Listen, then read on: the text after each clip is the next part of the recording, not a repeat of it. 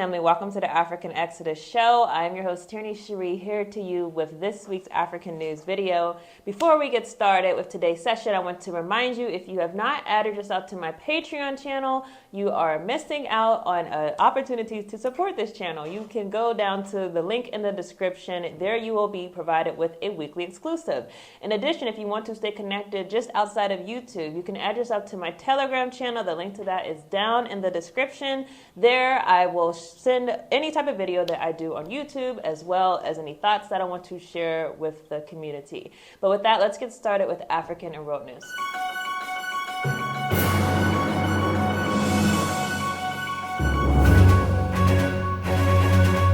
Okay, everyone, so last week I told you all that someone was lighting a field on fire right next to me, and because of that, there's a lot of ash in the air. This week, there's nothing on fire, but I do have a coal, or in Ghana, I think it's called kate. So because of that, we might struggle a little bit through this video, but I'm going to try to push on through as usual. So if you did not hear, there was a coup in Sierra Leone, or a coup attempt inside of Sierra Leone. Of course, some important things about Sierra Leone. One, it's a former Francophone colony, a current neo-colonial colony of France, and also a number of other Western countries. In addition, Sierra Leone is a country that has been war-torn in civil war, suffering from the remnants of the colonial regime.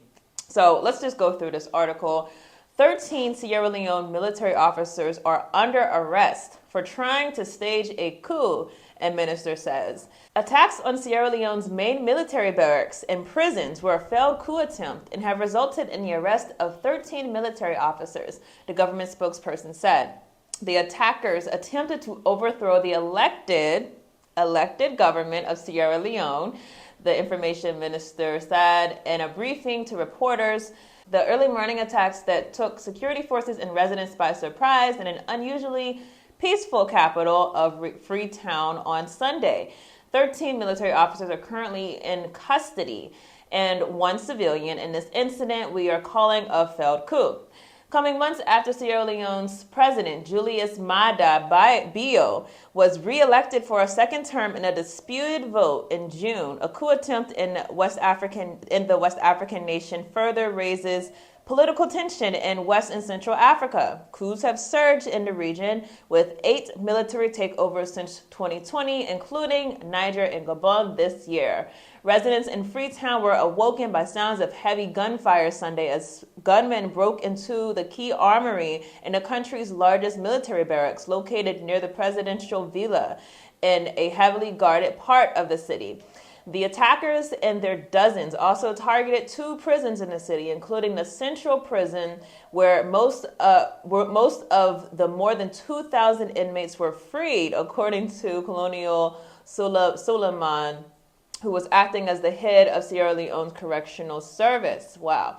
So West Africa's regional bloc, ECOWAS, our favorite regional bloc, they said they condemn the attacks and sent a delegation to extend their support and solidarity to the country's president. Basically, they're saying, we can't deal with another coup right now, because ECOWAS can barely even deal with the coups that have already happened. They can barely even hold on to their own governments and their own offices, because this ECOWAS is made up of a number of African leaders, so they're afraid for their own positions, let alone there being a successful coup. So they're breathing a sigh of relief.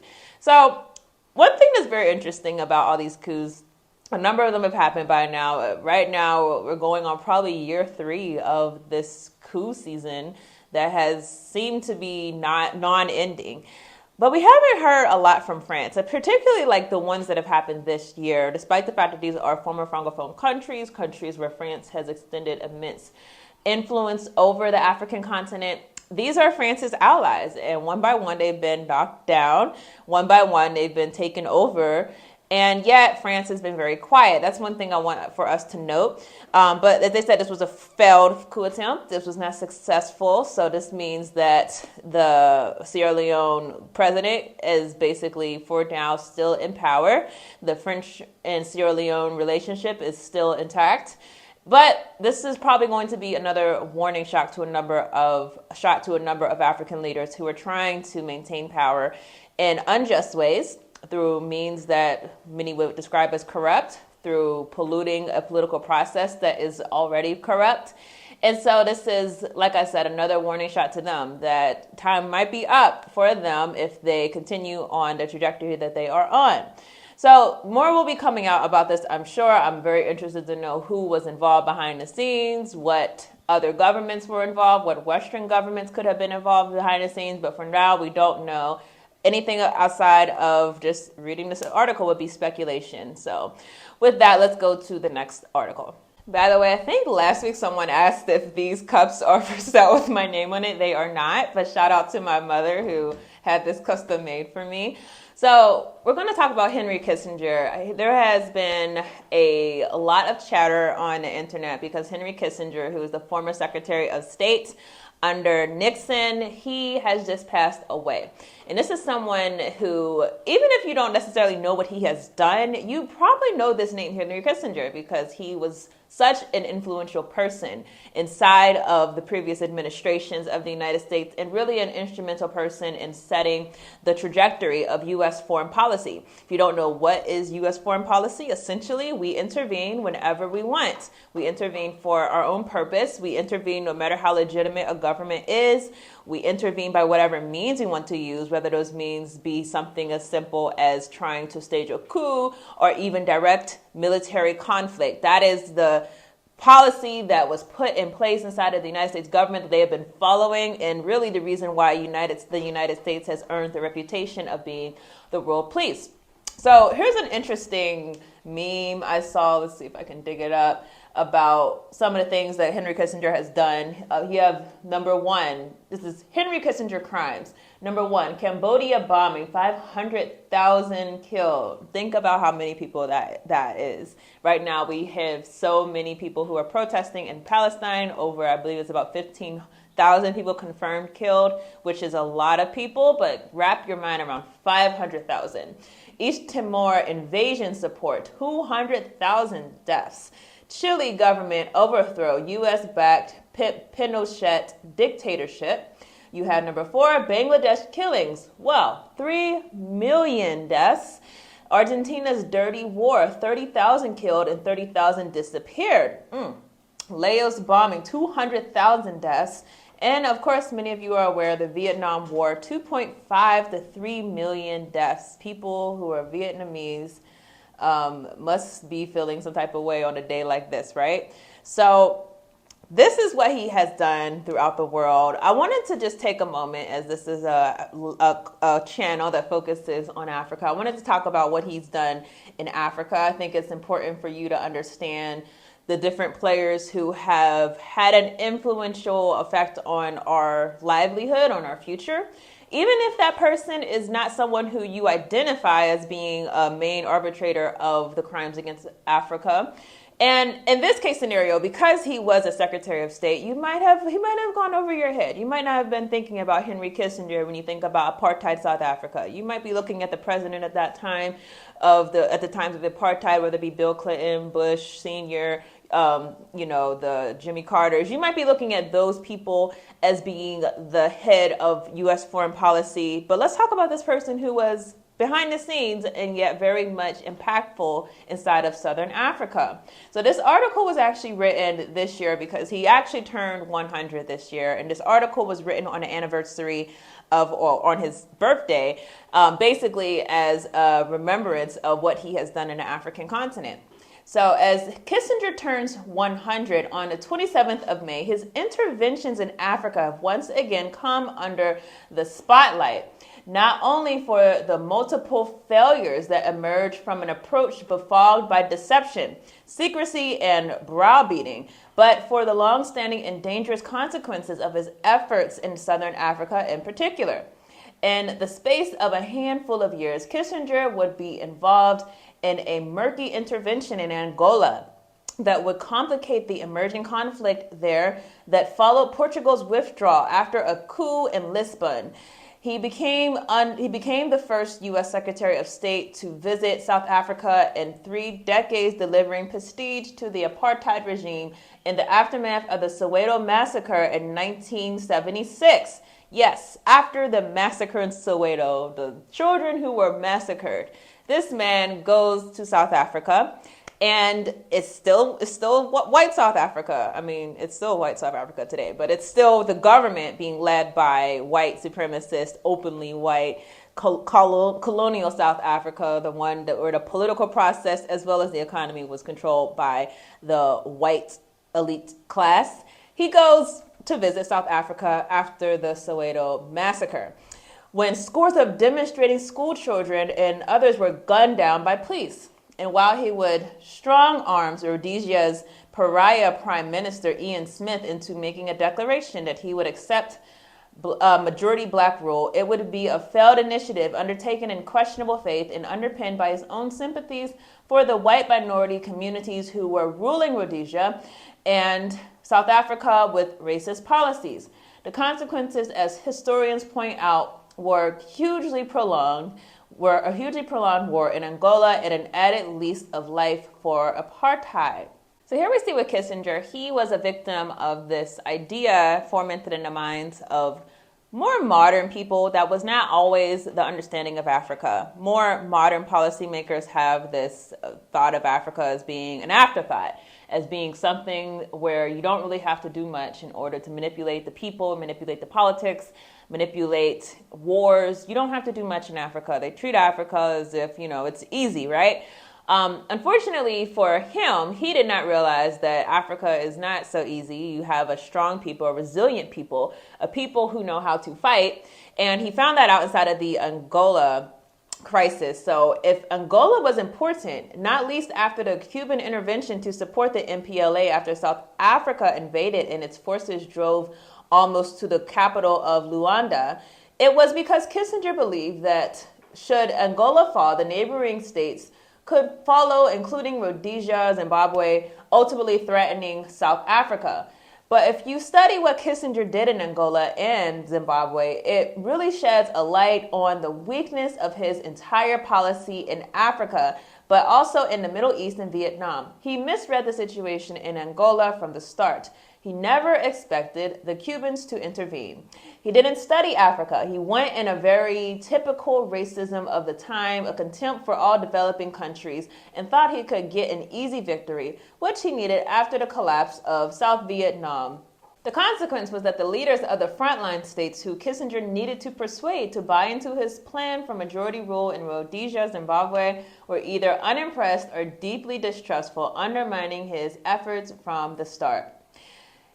Kissinger's interest in Southern Africa in the mid-1970s was predicated on the idea that the balance would return if the interests of the strong were restored. He failed to understand that the struggle for justice was changing the world and diplomacy in himself.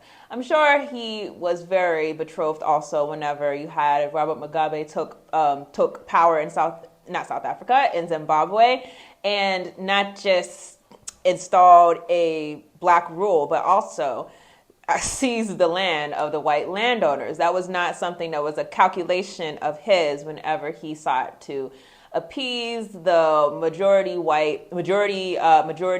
black population. He, I think, foresaw something like a South Africa today, where you have a majority black population that has political power, but not economic power. So he was mistaken on that too.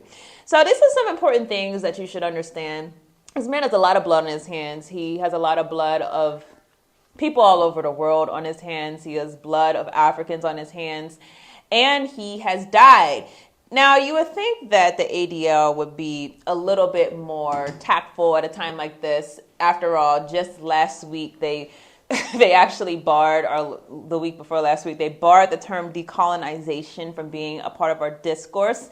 You would think that they would be more tactful in trying to not seem like they're openly trying to thwart any decolonization conversations, but yet they don't get it. So the ADL puts out this statement: Henry Kissinger was a towering intellect, diplomat, and practitioner who, not without controversy, helped shape American foreign policy with a lasting impact worldwide. A refugee from Nazi Germany and the first Jewish Secretary of State, he was unapologetic about his heritage and his embrace of the importance of American global power and democratic values. So I'll let the ADL statement simmer with you. Let's get ready for the next story. So that was a perfect pivot to the thing that we've been talking about a lot because of what's going on in the world. And a lot of things have been revealed in the world about Israel.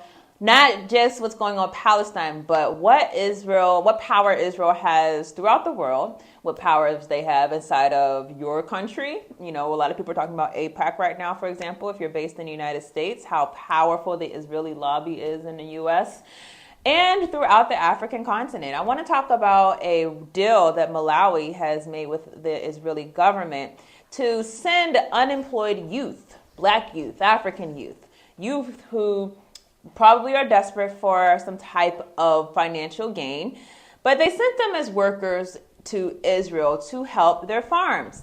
Not like Africa doesn't have farms that need help, but let's send our youth to Israel.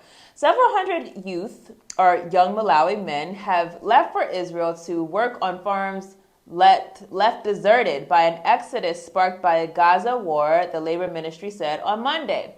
A first flight carrying 221 youth left the southern African nation for Israel on Saturday and would be sent soon, it said. Israeli farms, a valuable part of the economy, have lost thousands of laborers since October 7th Hamas attack triggered the Gaza war. Some were foreign workers who returned to their home countries, and some were Palestinians from Gaza who had their Israeli work permits revoked following the attacks. Some foreign workers were among the 239 people that Israel said were taken hostage by Hamas on October 7th. Malawi's Secretary for Labor, Wiz Kayara, said Israel was one of several countries targeted by a government labor export program aimed at finding jobs for youth and generating desperately needed foreign exchange. Kayera emphasized the government's commitment to the safety of the men, stating that they will work at certified locations classified as fit and safe environments. The flight left barely 2 weeks after Israel granted Malawi $60 million aid package. So obviously the truth is that they're getting paid good money in order to send their laborers. And I'm sure there are a number of other favors that the Malawi government is granting to Israel, because if you understand how the businesses that come out of Israel, Israeli businessmen, how they also are right in line with a number of other neo-colonial entities, getting land, getting access to mines, getting access to the wealth of Africa.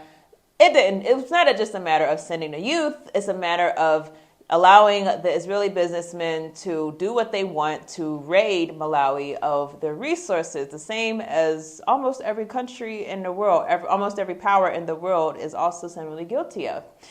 So Malawi's opposition leader, Konjwani and Non-Humwa, condemned the deal in parliament last week as an evil transaction. Say it like it is. He said, no sane person can send his or her child to a country that is at war. Malawi has built close links to Israel over the years, while other African countries have taken a harder line on Palestinian rights.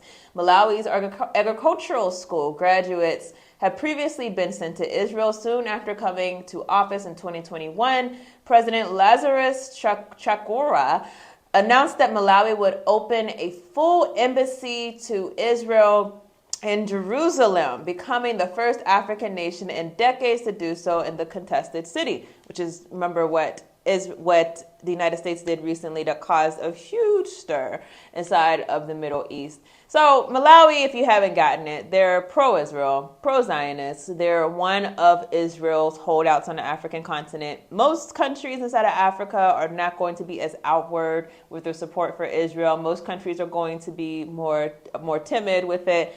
Other countries are outwardly anti-Israel, i.e. South Africa, which has cut all diplomatic relations with Israel. So you have the antithesis of a South Africa. You have Malawi, who is right now capitulating to Israeli demands, needs, wants, as most puppets do. So this is just very interesting. As I said, the biggest insult is that African presidents, leaders, they're so in a cloud, and the cloud is obviously one where they're controlled. Obviously, they're not thinking for themselves, because if you have youth who could work, why not put them to work inside of your own country? Why not give them the ability to actually do something for your country and build them up? Why send your youth to another country that is far more developed than you, far more ahead of you, far more technological, far more financially sound?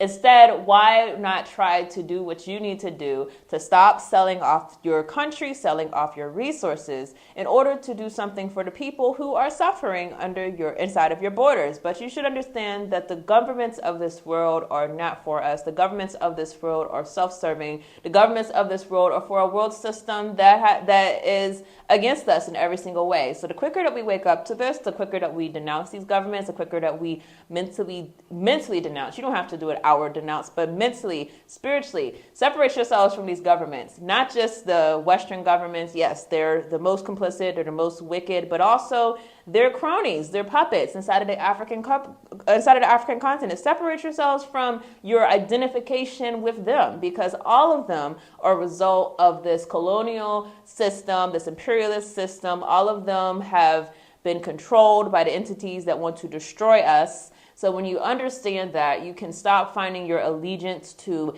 nations and start finding your allegiance to the Most High. So with that, let's go to the next story. So I want to pose to you the question, is the second head prophesied in 2nd Ezra's declining? Is it being destroyed? So I want to give you all some context to that. You might be like, what second head? If you read the book of 2nd Ezra, chapter 11, you hear a description of an animal, a creature, a 3-headed eagle. Now, I'm not going to go into the whole thing in this video. I did do a video on that in the past. You can search for that. But my strong belief is that the second head on this animal, this beast, is the United States government. And the one thing that's prophesied about the second head is that it's going to be devoured by the third head. So if you understand that, that means that the United States will be devoured by another empire that has a similar dispensation, similar sensibilities, similar power structure as the United States government. The United States in this scenario would be devoured by a country that seems like a Western country, for example. And I always wonder if this Israel conflict that's happening is the second head descending, the second head declining, the second head being destroyed of the bird, and the bird represents the Babylon system. So I want to talk about 2 stories that I think could possibly be an indication that something weird is happening in the world sphere. One, I want to talk about the fact that the United States, which is openly pro-Zionist, openly pro-Israel, has been shaded by Israel in recent times as far as their own foreign policy stances.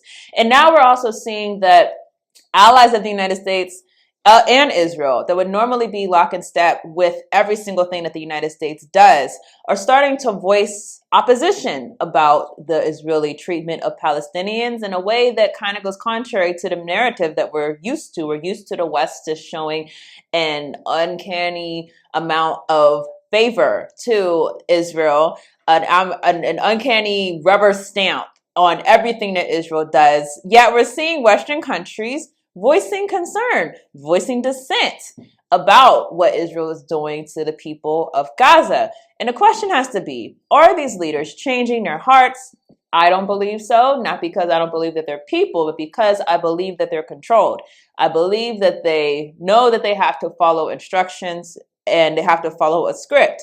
And that if that script were to be forgotten, forsaken, that they would be jeopardizing not just their power, but sometimes jeopardizing their own lives. So I don't believe that it's just a change of heart. Honestly, if you are someone who has been paying attention to the Palestine crisis for a long time, what's happening in Gaza is not unique.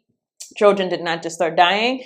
Women did not just start dying. Innocent people have not just started dying. They've been dying for a long time. The only difference is that this is happening in front of the entire world, live, so that we can watch it with social media that is sending images to your timeline. You're probably daily, right now we're in the ceasefire, but before the ceasefire, probably daily you were seeing many images of children who are being pulled from rubble, adults, people who have been destroyed. So this is not new. it's just intensified right now. And obviously that's why you see such public outrage about Israel, unlike ever before. So two leaders have gone and supposedly, broken their script or tore up their script and went in the opposite direction of the United States. One was Justin Trudeau.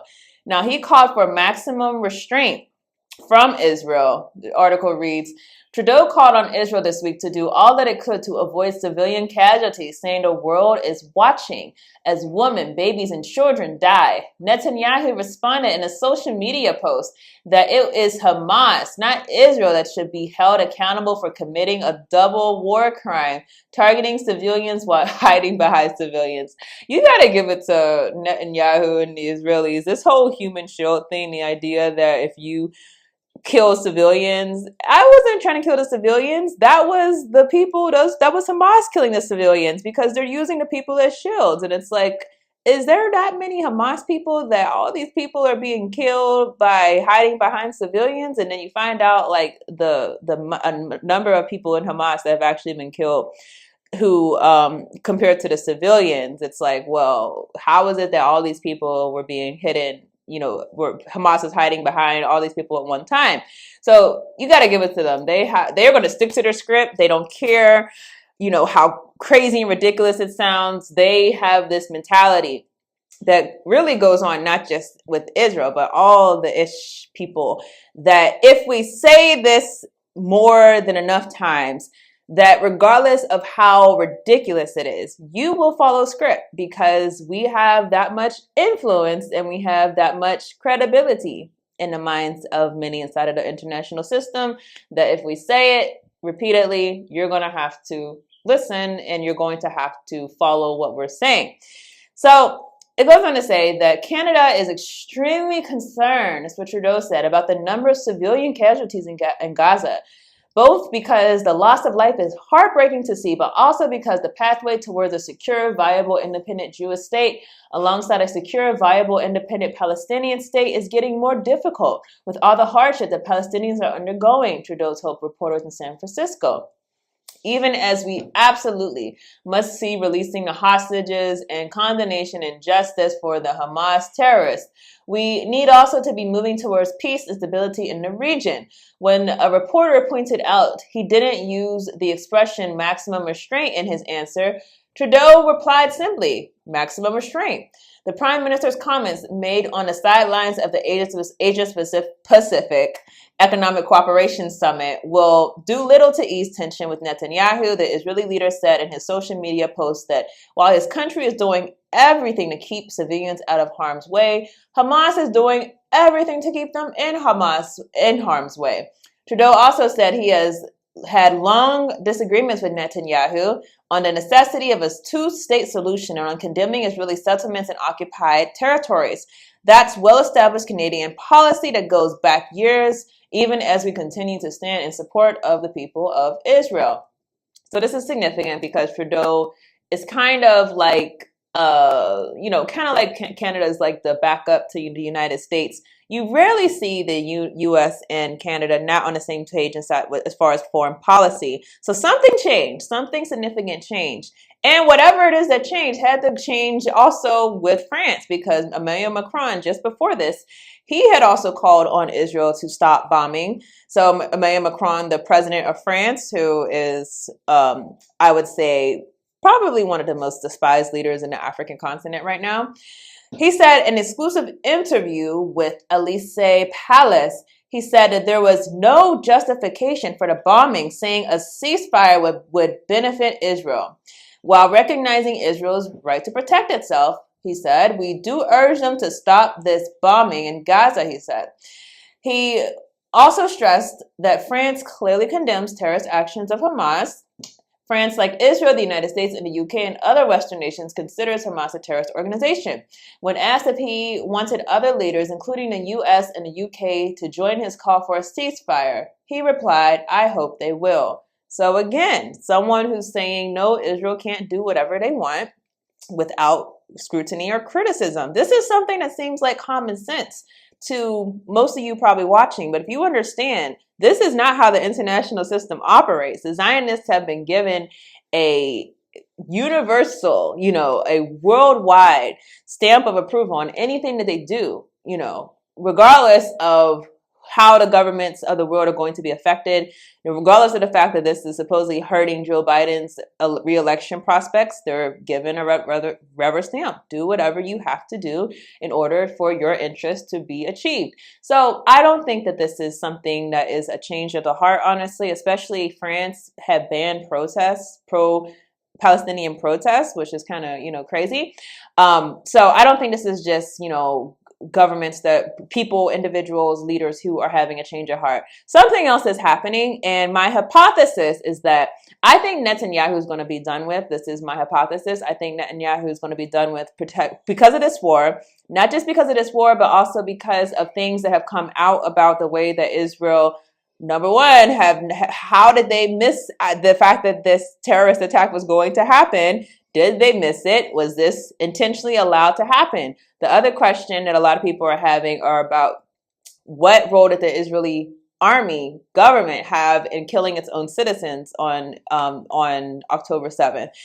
And it seems like probably a good amount of people could have been killed by the Israeli forces. So not just that, but you also have how people who are for the hostage release have been essentially ignored. And instead, Israel has been pounding Gaza with bombs. Israel's taking a hit, internationally. There's just so many things that are pointing to the fact that Netanyahu is going to be done.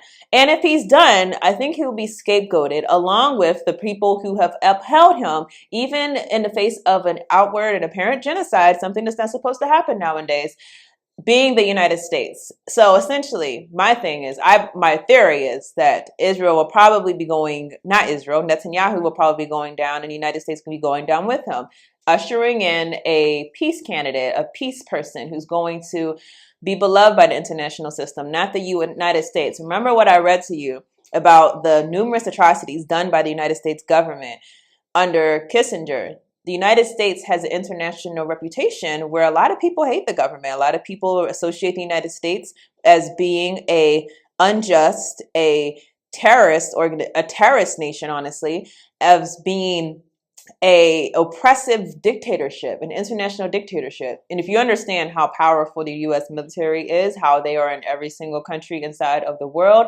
how the CIA operates around the whole world, then you understand that there's a lot of credence to this belief. So is the United States going to be able to go unchecked in this regard for an extended period of time, or will it descend along with its policies, along with its favorable support for the Israeli government, regardless of how bad things get inside of Gaza? And I think that the U.S. is taking a hit right along with Israel.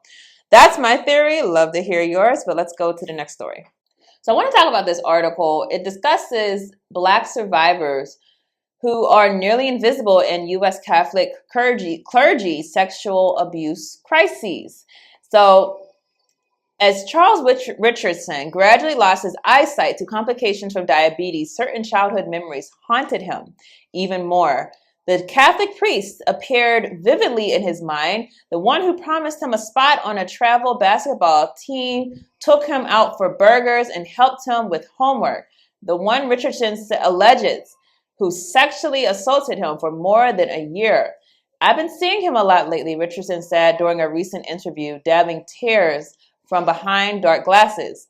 As a Black middle schooler from Northwest Baltimore, Richardson started spending time with Reverend Henry Zerson, a charismatic white cleric. It was the 1970s, and Zerson's parish, St. Ambrose, was a fixture in Baltimore's Park Heights neighborhood, which was then experiencing the effects of white flight and rapidly becoming majority Black. Lauded as a super priest. Isn't that how we always do? Super priest. When he died in 2003, Zersons welcomed his church's racial integration and implemented robust social service programs for struggling families, including Richardson's. For most of his life, Richardson kept the abuse a secret, a common experience for survivors of sexual abuse. But cases of the clergy abused among African Americans are especially underreported, according to experts who argue the lack of attention and adds to the trauma of an already vulnerable population. So earlier this year, Maryland Attorney General's office released a scathing report on child sex abuse with the Archdiocese of Baltimore dating back several decades. The report documents more than 600 abuse cases, but leaves out any context about race. There are clues, however, in the names of the priests in the churches listed. Out of 27 parishes in the Archdiocese that have significant Black populations, at least 19 of them, 70%, previously had priests on staff who had been accused of sexual abuse, according to the Associated Press analysis. For parishes that experienced demographic shifts over time, these abusers were in residence in the years after Black membership increased and white membership declined. So let me translate that for you. As our people started moving into certain places, or as our people started being members of certain congregations, and the whites were on white flight, so they were on their way out, they took advantage of our people overwhelmingly, meaning they identified that this was a powerless people. They identified that this is a people we could get away with doing what we want to with. So a common feat when you think of the exploitation that has happened to our people. You see people who are supposedly coming for goodwill, right? We're just coming to give you social services programs. We're coming to be super priests. These same people identify that we are powerless, unorganized, disorganized, unable to do for ourselves. They offer us programs, social service programs, things that you would think are in the goodwill of a people, and yet they use these as a way to lure us into a desperate situation. And when you see that this is the common feat of these do-gooding organizations, these nonprofits, social service organizations, you understand that we are being set up when we're told that you don't have to worry about setting up for yourself. You don't have to worry about being able to feed yourself and provide for yourself as a community and as a family unit. You don't have to worry about that. We'll worry about that for you. All you have to do is come to our services, come to our buildings, come to our programs, and we'll do these things for you. It's because they want us in this desperate situation. When you're in that desperate situation, you are able to be taken advantage of in ways that if you had power, you would not be able to be taken advantage of.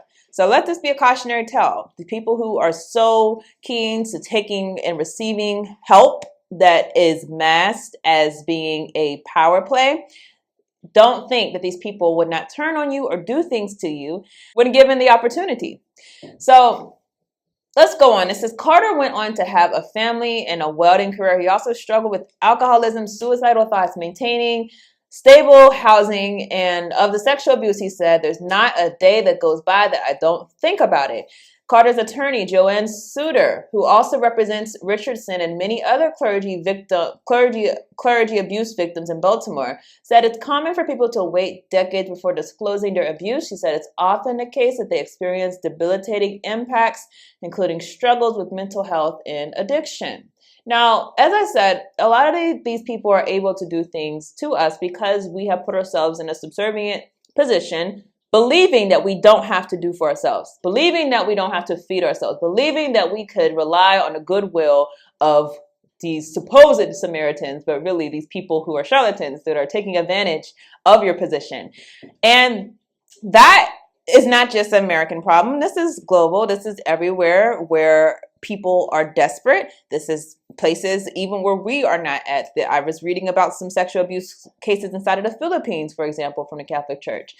Uganda had recently had a priest, well, not too recently, this article's from 2013, but recently enough, he had a priest that actually tried to shine a light on the fact that this is something happening in Africa, okay? Believe it or not, this priest was penalized. I want to read this story. It says, Uganda priest ostracized for publicizing sexual abuse. He's a celebrity across Eastern and Central Africa, a gospel music star known to many as the dancing priest. But for years, he also was a keeper of painful secrets, his own and many others. In going public, Anthony Musala has forced the Roman Catholic Church in Uganda to confront a problem that it had insisted didn't exist.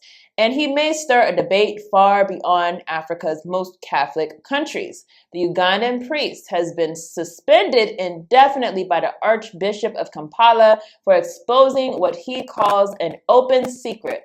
Sex abuse in the Catholic Church is a problem in Africa as well as in the Western world and North America.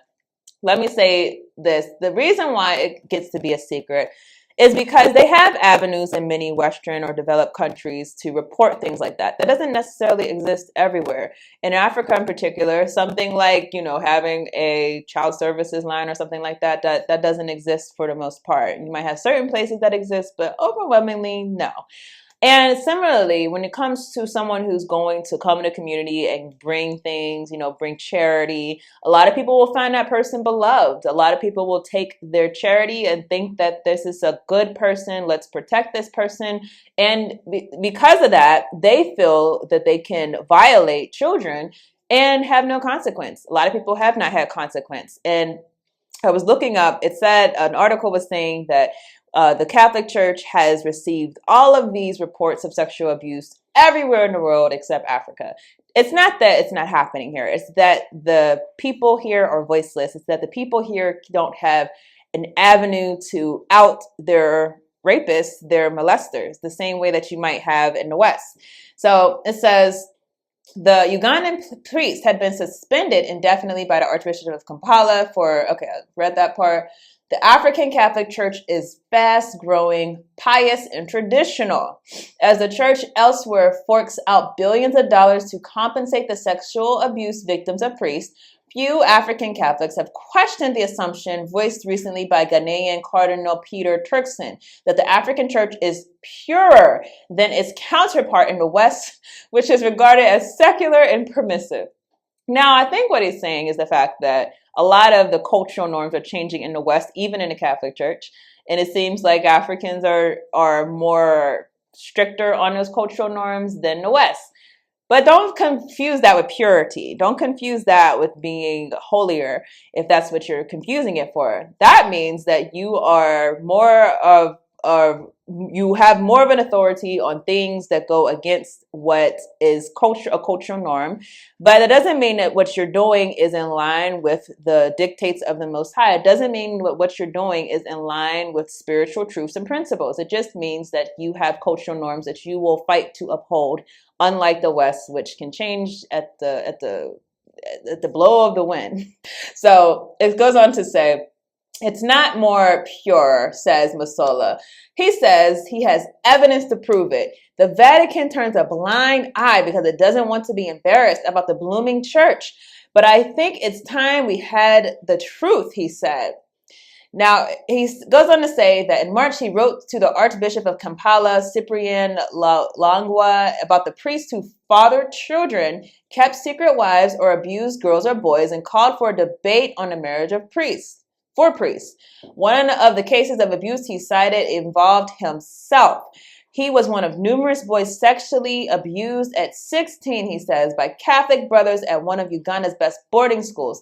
He also alleged that several other cases of child abuse in his letter.